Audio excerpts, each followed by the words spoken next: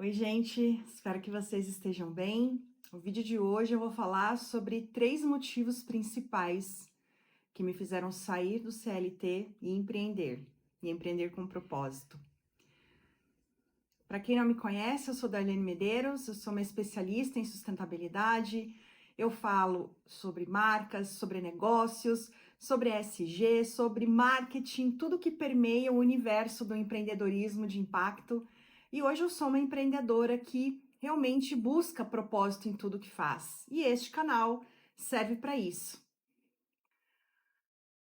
Eu já estava para fazer esse vídeo há bastante tempo e confesso que estava me faltando coragem, né, para tocar em alguns assuntos que doeram muito durante a minha jornada profissional. Antes de empreender, eu fui bancária por muitos anos, depois eu fui auxiliar administrativo em uma empresa pública também por muitos anos. Tudo isso depois, né, de me formar em economia, de ser pós-graduada em administração estratégica. E eu sei que muita gente está no CLT porque é o lugar comum, mas também muita gente se mantém no CLT mesmo não gostando do que faz, não gostando do lugar que trabalha por necessidade. E esse também foi meu caso, né? Eu vim de uma família que tinha pouquíssimos recursos, inclusive eu só tive a oportunidade de ir mais além nos estudos porque eu tive um apoio de uma organização, o Instituto Bom Aluno, que me deu ferramentas, né, e me deu oportunidades de aprender além da educação básica que o sistema público oferece. E isso fez toda a diferença na minha trajetória também. E isso, sem dúvida alguma, foi o que fez com que eu adquirisse um pouco mais de senso crítico, eu reconheço isso. Então, por necessidade, né, eu comecei cedo ali, por volta dos 15, 16 anos, eu já comecei a fazer alguns estágios, ainda no ensino médio, porque receber, ainda que muito pouco, na época eu ganhava em torno de R$ 50 por mês para fazer um estágio, em um órgão era muito, né? E ajudava, por exemplo, a pagar o vale transporte para eu ir para a escola, né? Porque realmente a situação na minha casa era muito difícil, né? A gente passava muita dificuldade financeira e então, né, ter alguma alternativa, ter uma renda era questão de sobrevivência mesmo, né? Então eu comecei, né, fazendo estágios e eu, quando comecei a trabalhar, estagiando, né? Que na verdade você vai estagiar, mas você trabalha mesmo, né? Quem viveu esse processo sabe disso, não é mesmo? Você é usado de uma forma bem barata através dos estágios, com a tua mão de obra, com um trabalho que geralmente ninguém quer fazer dentro da empresa ou da organização. A verdade é essa, tá? Então realmente era necessidade. Comecei a fazer os estágios, né? Aí eu fiz o terceirão, concluí o ensino médio, passei no meu primeiro vestibular, passei em economia, que era o curso que eu queria fazer, né? E entrei para o curso de economia. Quando eu entrei para o curso de economia, isso lá em 99, nós estávamos passando uma crise financeira dentro de casa, assim, das piores mesmo, né? Que eu vivenciei ao longo da minha vida. E qualquer trabalho ajudaria. Então, fiz muitos trabalhos assim, subempregos, né? Passei por subempregos. Até que em 2000, já no segundo ano da faculdade, no segundo ano da faculdade de economia, eu consegui passar num processo seletivo de um banco, de um grande banco, né? Que empregava muita gente aqui na cidade de Curitiba. Passei nesse processo seletivo, virei bancária, né? E aí, quando eu virei bancária, achei que meus problemas estariam resolvidos, mas muito por conta dessa cultura mesmo, né? Quem é millennium aí sabe, né? A gente cresceu ouvindo os nossos pais que você tinha que arrumar um emprego numa grande empresa ou passar um concurso, que daí tua vida estava garantida, né? E mal sabia eu realmente tudo que o universo, né, ou que Deus me enviaria nessa jornada. Mas enfim, esse vídeo, gente, só está acontecendo por conta desse livro aqui. Comecei a ler esse livro, né, que se chama Vamos Falar de ESG, Provocações de um Pioneiro em Sustentabilidade Empresarial, que é do Ricardo Voltolini. Eu estive no evento Smart City há pouco tempo, até fiz um vídeo, vou deixar o link aqui para vocês conferirem também. Aí eu ouvi o Ricardo falando em um dos painéis, comprei esse livro e me deu muitos gatilhos, né? Me deu muitas lembranças, realmente, e muitas justificativas para o que eu sentia em uma época que ninguém falava disso, tá bom? É por isso que esse vídeo está acontecendo. Então, voltando, né? Eu consegui esse emprego, né, dentro do banco. E assim, gente, nós ainda vivemos isso, né? As pesquisas trazem, né? Quem ganha mais de 3 salários mínimos aqui no Brasil já é uma grande coisa, é um grande feito, né? Diante aí da realidade da nossa sociedade, da realidade econômica. E eu caí nesse lugar, né? Então, no segundo ano da faculdade, com 19 anos, consegui um emprego num banco que pagava um bom salário, que tinha excelentes benefícios, né? E aí eu achei realmente por um breve momento que minha vida estava ganha, fiz muitos planos, né, de crescer dentro daquele lugar. Essa ideia de crescimento foi vendida, né, naquele primeiro momento de acesso e de integração à empresa. Eles venderam essa ideia de que a gente teria oportunidades, que seria possível ascender dentro do banco e coitadinha de mim, né? Nunca me esqueço, gente, nessa época que eu entrei no banco, né, eu já estava na universidade, como eu falei para vocês, eu estudava com muitas pessoas que tinham uma condição financeira muito superior à minha, como vocês devem saber. Essa é a realidade de boa parte da universidade, das universidades públicas, né? Realmente quem consegue, geralmente, quem tem mais acesso, ainda mais naquela época, que não tinha cotas, que não tinha nada disso que temos hoje, né, para facilitar que outras camadas da população adentrem, né, a universidade. Eu estudava com muita gente que tinha uma condição muito superior à minha, né? E aí eu tinha dificuldade até de conviver, de sair, de estar nos ciclos, porque eu não tinha grana para ficar saindo o tempo inteiro, né? Eu não tinha grana realmente para sustentar balada, para sustentar deslocamento, porque eu não tinha carro, táxi era caro, ônibus era limitado, né? Então, assim, tinha uma série de questões que a escassez financeira me trazia ainda mais necessidades e eu queria estar com o pessoal, queria viver a minha adolescência, a minha juventude, mas fato é que quando eu fui para esse lugar, né, eu realmente não tinha a mesma condição financeira e várias amigas, inclusive na época, pagavam coisas para mim porque eu dizia que eu não tinha condição. Para quem convivia mais perto, né, eles sabiam que parte do que eu recebia, boa parte do que eu recebia, do que eu tinha de salário, era para ajudar dentro de casa. Não era para poder fazer os pequenos luxos que a gente quer fazer, né? Sair, gastar com entretenimento, com cultura, viajar. Meu dinheiro não era para isso. Aí eu me lembro que quando eu entrei no banco, né, todos os meus colegas no entorno, assim, né, ficaram bem felizes. Poxa, Darlene, que legal, agora você vai ter um salário melhor. Poxa, uma baita oportunidade, isso, aquilo, tá? Pá daqui, pá de lá. Eu me lembro que um dia, sentada no pátio da universidade, estava conversando ali com os colegas, e aí eu me lembro que um colega perguntou para mim, né, quando eu entendeu ali que eu estava mudando ali a minha situação financeira um pouco, né, ele perguntou qual era o meu sonho. Aí eu, naquele momento, né, diante de tudo aquilo, com o meu histórico de vida, eu respondi para ele rapidinho, falei, meu sonho é comprar um computador. Ele olhou para mim e ele falou assim, como assim seu sonho é comprar um computador, né? Porque era muito diferente da realidade dele, enfim, né? E naquele momento eu não tinha esse entendimento, né, da diferença das classes sociais, né? Eu era ingênua pra caramba também, mas eu me lembro disso, né? E aí quando eu respondi isso, ele falou, não, você tá pensando muito baixo, imagina, você tá entrando num banco que paga bem, uma empresa enorme, que você pode crescer, você tem que pensar em outras coisas, você tem que pensar em viajar, você tem que pensar nisso, você tem que pensar em investir, você tem que pensar naquilo. Gente, e o cara tinha a mesma idade que eu, sabe? Era um cara, um homem. E eu fiquei olhando assim, e aquele universo para mim simplesmente não existia, não cabia, né?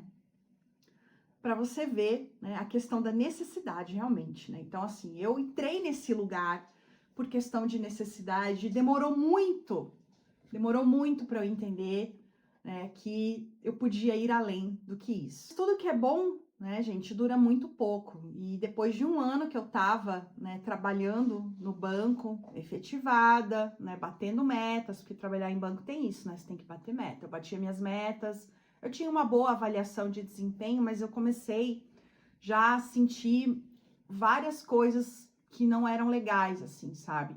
a forma como eles tratavam, a forma diferenciada como eles tratavam algumas pessoas no setor, que a forma de você ascender ou ganhar promoção não era exatamente aquilo que eles tinham me dito lá no início, quando eu entrei. E quando eu comecei a perceber esses movimentos acontecendo, isso começou a me gerar revolta mesmo, sabe? Eu comecei a ficar indignada.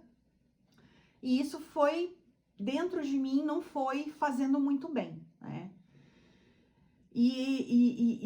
Esse foi o grande primeiro motivo de eu começar a pensar em sair daquele lugar, e sair do CLT e querer ser dona do meu tempo. E isso já estava com 20 para 21, né? Não tá valendo a pena vender meu tempo para essa empresa aqui não, porque eles estão me fazendo de boba. Eu comecei a ter esse pensamento ali nessa época. Aí, fazendo a conexão com o livro aqui, né? Era uma coisa que eu não tinha entendimento na época, gente. Eu realmente falo para vocês que eu não tinha entendimento, mas eu fui aprendendo, até porque durante o processo do conhecimento dentro da universidade, como eu disse a vocês, eu estudava economia. Então, assim, eu lia muitos textos que falavam, né, sobre as questões do trabalho, do valor do trabalho, como é que, né, como é que acontece, ou como é que aconteceu historicamente o desenvolvimento das nações, do crescimento econômico e tudo isso, né? Aí comecei a ler esse livro aqui, daí o livro fala assim, tem um capítulo que fala, valores definem uma carreira de valor. Vamos lá, abre aspas. O que eu vou escrever aqui você não lerá em nenhum blog ou revista de negócios. A importância dos valores para a construção de uma carreira. Este não costuma ser um tema presente nos artigos do início do ano, escritos para orientar jovens profissionais sobre tendências no mercado de trabalho. Por isso peço que, subversivamente, você o faça chegar às pessoas do seu círculo mais próximo e assim ajude a conspirar por um mundo corporativo melhor. Começou assim o capítulo, meu Brasil. Continua, aspas. Ressoa na minha memória viva e forte a frase com que fui recebido há 30 anos pelo meu primeiro empregador. Competente, bem formado e responsivo você é.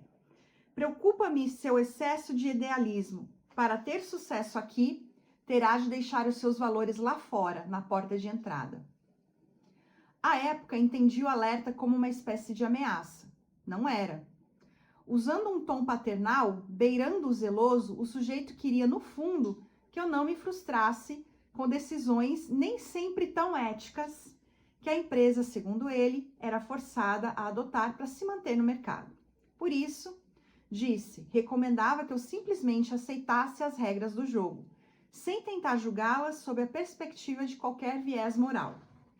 Não havia espaço, e isso ele deixou bem claro, para tratar, por exemplo, do que ele chamava de modinhas como a sustentabilidade, um assunto com o qual eu já namorava, ainda que não soubesse direito o nome nem o conceito por trás.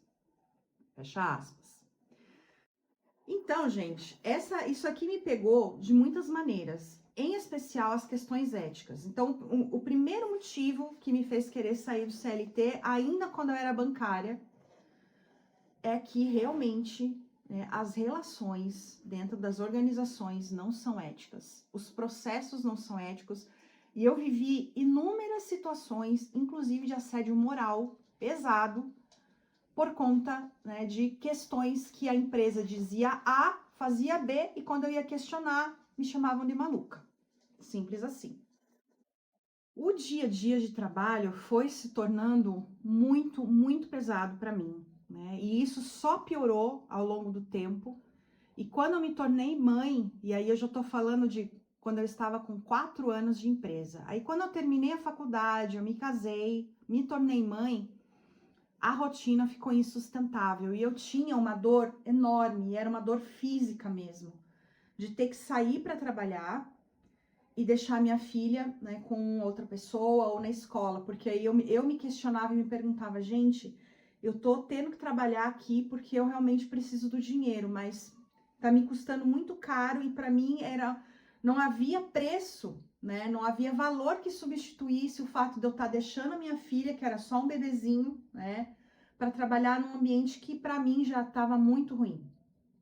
vender o meu tempo, né, para sobreviver em um lugar que realmente não era agradável, que não tinha valores adequados e que iam totalmente contra, né, toda a dinâmica do trabalho, até mesmo os serviços que eu tinha que eu era obrigada a ofertar para os clientes, eles iam totalmente contra, né, os meus valores pessoais. Mas, enfim, eu arrastei a situação o quanto pude, né? Como eu falei para vocês, isso começou a acontecer, ficou insustentável quando eu ganhei a minha filha, né? Quando eu me tornei mãe.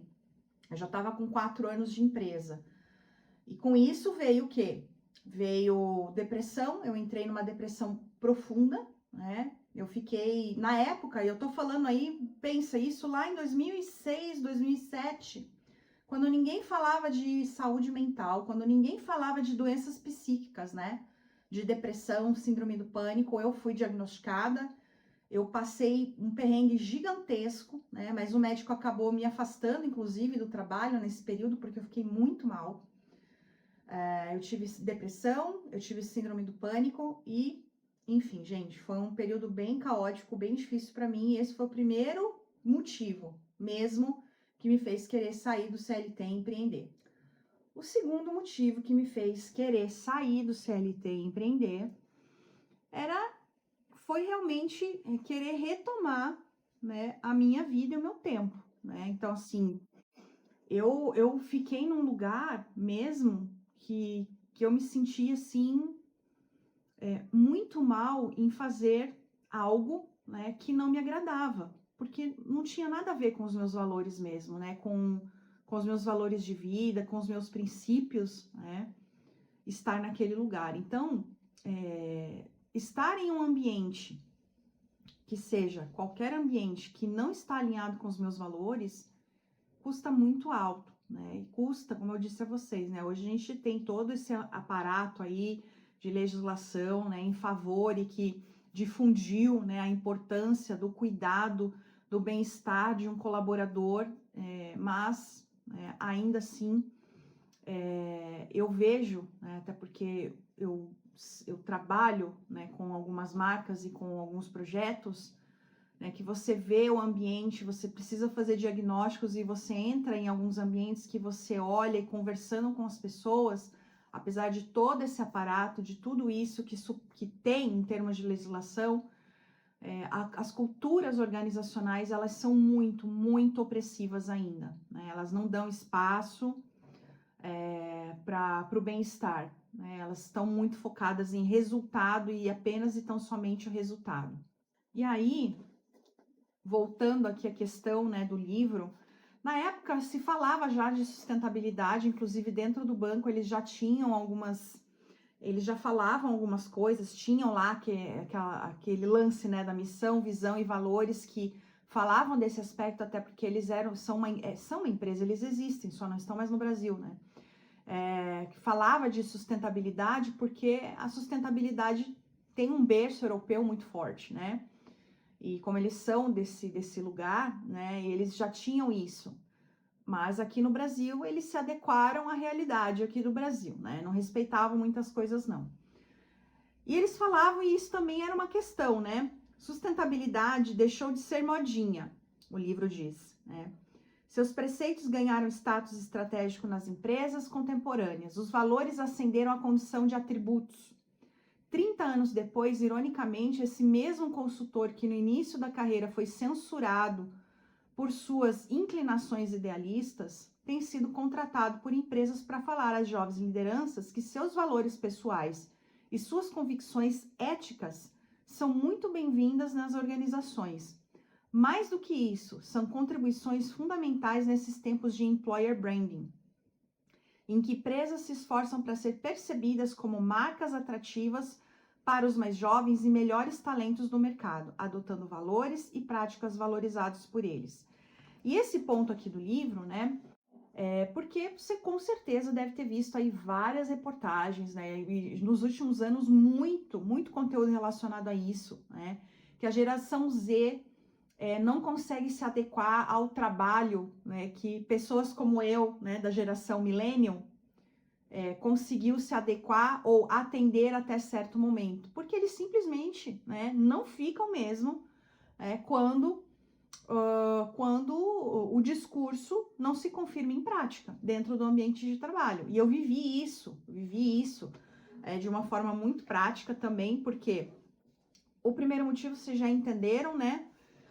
O meu segundo motivo foi que a certeza de que não haveria mudança dentro do ambiente corporativo veio depois da minha segunda experiência numa outra grande empresa, né? Passei em um concurso público, né?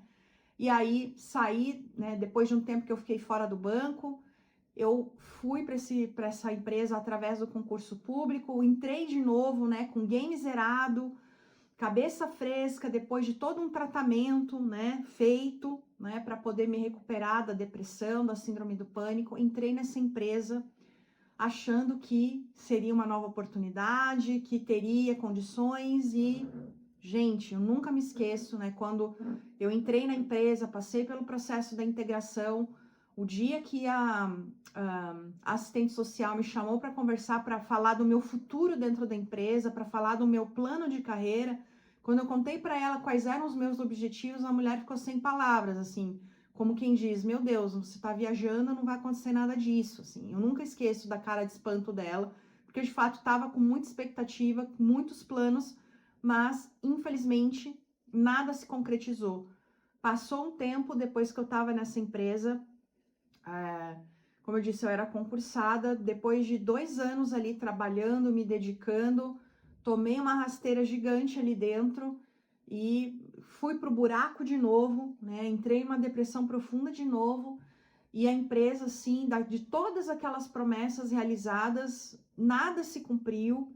Foi péssimo de muitas maneiras, né? Teria que fazer um outro vídeo se fosse para contar tudo o que aconteceu ali.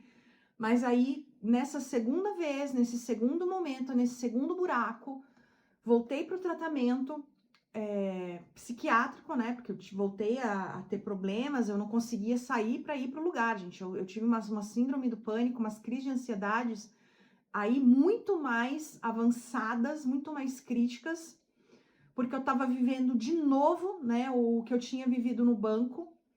E aí foi quando a minha médica pegou e olhou para mim e falou: Darlene, definitivamente você tem que sair desse modelo de trabalho, porque isso não é para você. Você não pode continuar vivendo a maior parte do seu dia em um ambiente que não tem nada a ver com os valores que você tem. Seus valores como pessoa, seus valores como profissional são completamente diferentes. Você não vai mudar o sistema. Ela falou isso para mim. Você não vai mudar o sistema. Você tem que mudar. É você que tem que buscar outra alternativa para ganhar dinheiro, porque senão você não vai conseguir viver. E de fato, gente, quando eu passei por essa segunda situação, né, que foi a confirmação da primeira, eu decidi, não dá para ficar, né? Mas eu ainda, né, voltando aos primórdios aqui do vídeo, eu ainda dependia do salário, eu ainda dependia dos benefícios. Opa, então deixa eu me reestruturar. Aí eu tracei um plano. Vou me reorganizar aqui emocionalmente. Isso aqui é a etapa 1. A hora que eu tiver organizada emocionalmente, a etapa 2, fazer um plano, traçar um plano de longo prazo para poder sair efetivamente desse trabalho e encontrar realmente uma outra atividade profissional que possa me fazer um pouco mais feliz e tranquila e que traga realmente o rendimento que eu preciso. Foi isso que eu fiz. E foi nessa época, foi nesse período, já tô aí falando de 2016, 2017, tá? Talvez até um pouco antes, né? 2015. Eu comecei a estudar um pouco mais sobre minimalismo, né? Aprender a viver com menos, né? Porque à medida que a gente vai ascendendo, né, ganhando um pouco melhor, tendo mais acesso, a gente tem uma tendência, até pela sociedade que a gente vive mesmo, né, pelo sistema, de se tornar um pouco mais consumista. Muitas vezes a gente acaba subindo um degrau no nosso nível de gastos, né? E eu comecei a pensar que eu precisava, né, me organizar financeiramente e fui entendendo o contexto que provavelmente qualquer transição de carreira que eu fizesse, se eu fosse empreender, eu teria que aprender a viver com menos do que eu estava acostumada. E aí comecei a ler sobre minimalismo, enfim. E aí também acabei entendendo e aprendendo, né, de forma muito inicial, essas questões que se relacionavam com minimalismo, sustentabilidade é uma delas, né?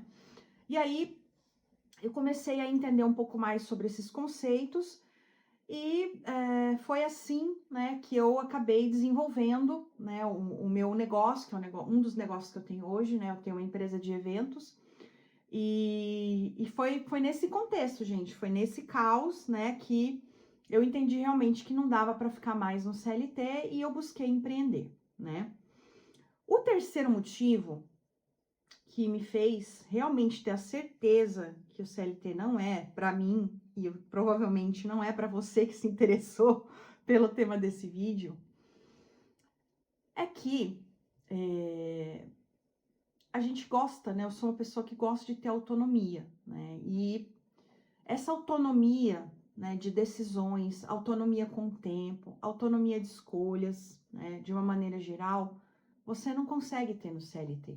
Não há a menor possibilidade, por mais CEO que você seja dentro de uma empresa, né, de uma organização, você está amarrado, né, ao compromisso que você assume com a empresa, né? E isso eu realmente entendi que não é um modelo para mim, né? Com muita dificuldade, com muita terapia, com muito autoconhecimento ao longo desses anos, eu fui aceitando esse processo.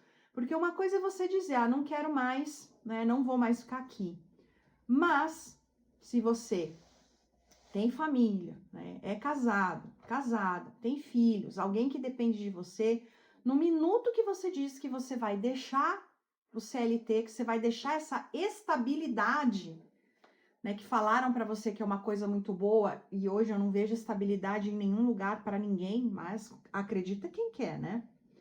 Quando você começa a dizer que você vai fazer um caminho diferente desse, você recebe muita pressão, tá? E eu sei porque eu, dentro da minha casa, com a minha família, eu recebi muita pressão de todos os lados, né? E teve uma época que, inclusive, eu era chamada até de ingrata, né? As pessoas me chamavam de ingrata, porque você tem um bom emprego, você tem um bom cargo, você trabalha numa boa empresa, milhares de pessoas queriam estar no seu lugar e você está dizendo que não quer mais. E isso foi um problema que eu tive que conduzir, conviver muito tempo, que me fez muito mal. E eu sei que isso é um desafio real na vida de quem quer deixar o CLT. Aqui, gente, né, voltando aqui a um pedacinho do livro, né, porque eu me conectei muito aqui com esse capítulo, né? Se você, abre aspas, se você se rebela diante de qualquer forma de desperdício de tempo, de energia, de água e de outros recursos naturais, gosta de fazer mais com menos por convicção, talvez, né, chegou a sua vez, que hoje não se fala de outra coisa a não ser ESG, sustentabilidade, né? Se você compreende que a atividade empresarial gera impactos socioeconômicos positivos e negativos, é seu dever reduzir ou eliminar os negativos.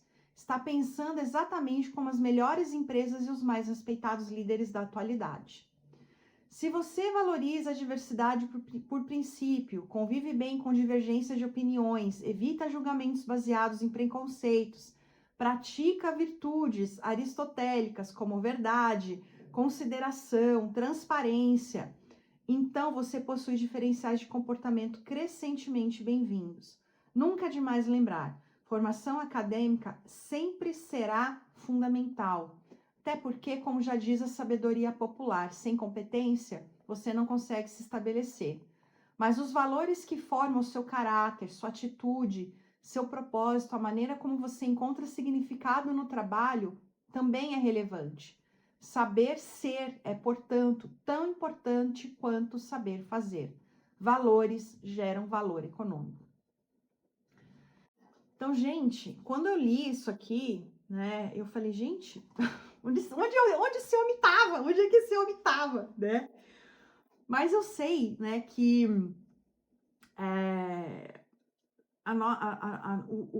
os modelos de trabalho, né, eles começaram efetivamente, né, a mudar de uma forma mais abrupta, né, mais relevante aí nos últimos 10, 15 anos, talvez, né?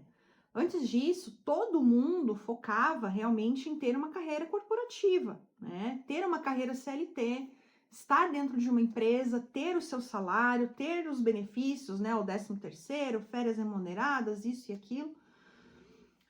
E você, quando você entende que existe um universo além disso, que foi o que eu acabei entendendo, né? E tendo a oportunidade de conhecer, depois de passar esses perrengues todos, não me faz querer viver de outra forma, né? E esse para mim é o terceiro grande motivo que me fez sair do CLT, né? Entender que existem outras formas de você desenvolver o seu trabalho, de você se colocar profissionalmente no mercado, né? Existe, é real, é factível, existem caminhos, existem oportunidades. E quando eu entendi isso, digo de novo, né? Lá atrás, nos anos 2010, ninguém falava muito ainda de empreendedorismo, né, da forma aberta como se fala hoje, né? Mas já era um caminho, né? Porém, né, de uma maneira geral, a sociedade e o momento econômico era outro também, culturalmente falando também, né? Você não encontrava muitas possibilidades, né? Hoje você tem o Sebrae, que é muito forte nisso, né, muito amplo e recebe muita gente, e recebe qualquer um que queira, né, começar o seu próprio negócio. Não era tão acessível, não era tão difundido assim lá atrás, mas é uma das maneiras que a gente entende mesmo que hoje existem caminhos, né, para além do ambiente corporativo, né? Não dá mais para a gente ficar trabalhando, né? E eu, como eu disse a vocês, né, a minha médica falou isso para mim, e eu sempre falo isso para as pessoas que fazem mentoria comigo hoje, que é uma das minhas frentes de trabalho, né? Quando alguém vem fazer uma mentoria comigo, também geralmente as pessoas estão passando por questões relacionadas ao trabalho, e a gente sempre tem essa conversa, né? E é isso, gente.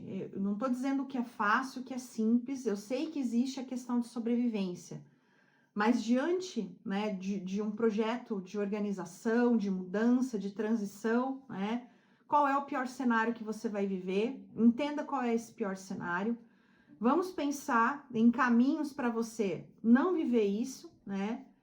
E vamos, né, pensar em realmente, né, dedicar nosso tempo e dedicar o nosso trabalho a algo que realmente seja muito mais do que garantir a nossa sobrevivência financeira, que nós precisamos, sem dúvida alguma. Mas tem que ter um algo a mais, né? Você tem que ter um propósito para além da sobrevivência financeira, porque mesmo aqueles que têm sobrevivência financeira, não importa onde estão ganhando seu dinheiro, você vê um monte de gente, eu vejo um monte de gente falando que o dinheiro não é tudo, que você tem que encontrar um propósito, você tem que encontrar um algo a mais para poder se desenvolver, né, para além da sua atividade profissional e, de fato, ter uma realização, né?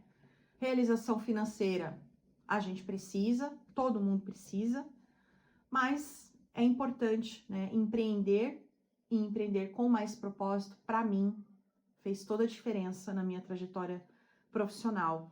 E eu encontro pessoas ainda, eu me relaciono ainda com várias pessoas da época do banco, né, que eram meus colegas ali da época do banco, e várias pessoas que eu converso e encontro, elas falam, Darlene, você mudou muito, né? Porque realmente o meu cenário era outro, né? Quando eu comecei, né, lá no CLT, meu cenário era outro, eu precisava sobreviver, né? E hoje eu sigo precisando sobreviver, mas aquela urgência, né? Aquela urgência de pagar aluguel, de muitos problemas que eu vivia na época, né? Eu não vivo mais hoje. Então eu consigo direcionar minha energia para outras coisas, né? E eu consigo direcionar o meu trabalho de uma forma mais assertiva para o caminho que eu realmente considero que foi uma grande oportunidade, segue sendo uma oportunidade para mim, mas que também segue sendo, além de algo que eu gosto mais, que eu me identifico mais, que eu realmente encontro maior parte dos meus valores, né, de vida e como profissional estão ali, eu também consigo encontrar a forma de rentabilizar e garantir a minha sobrevivência. E isso, ó, eu chego até a respirar fundo, né? E isso, gente, não tem preço. Não troco nada. Não troco o que eu vivo hoje pelo ticket de refeição que eu deixei de ganhar por não ser mais CLT, tá bem? Espero que vocês tenham gostado do vídeo. Eu vou deixar no link da descrição aqui o livro que me inspirou para que vocês façam a leitura, uma leitura muito legal.